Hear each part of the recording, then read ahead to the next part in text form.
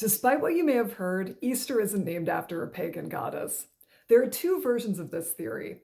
The first is an internet urban legend that popped up a few years ago saying the word Easter is derived from the name of Ishtar, the Mesopotamian goddess of love and war.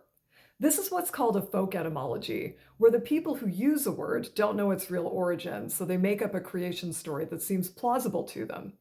In this case, even though the words Easter and Ishtar sound somewhat alike, there's no evidence of any historical connection between them.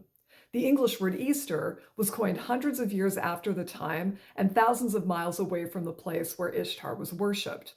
There's a second, older theory that Easter was named after an Anglo-Saxon goddess called Eostre. This idea comes from the writings of the 8th century English monk Bede.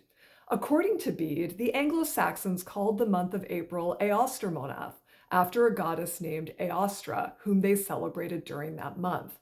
Because the Christian holiday fell at that time, Bede says, they, quote, called the joys of the new rite by the time-honored name of the old observance.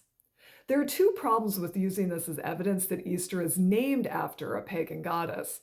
Problem one is that even if Bede were right that Easter is named after Eoster and that Eoster is named after the goddess Eostre, that doesn't mean that Easter was named after the goddess.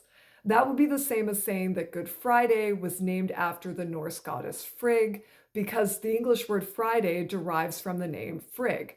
One wasn't intentionally named after the other, it was just happenstance.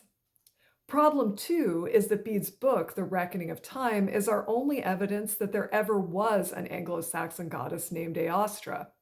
We can't be certain she ever really existed and wasn't just an invention of the monk based on a month name he didn't really understand. It's equally possible that Easter was named more generally after dawn, because either the season of spring or the story of the resurrection were associated with the return of the sun.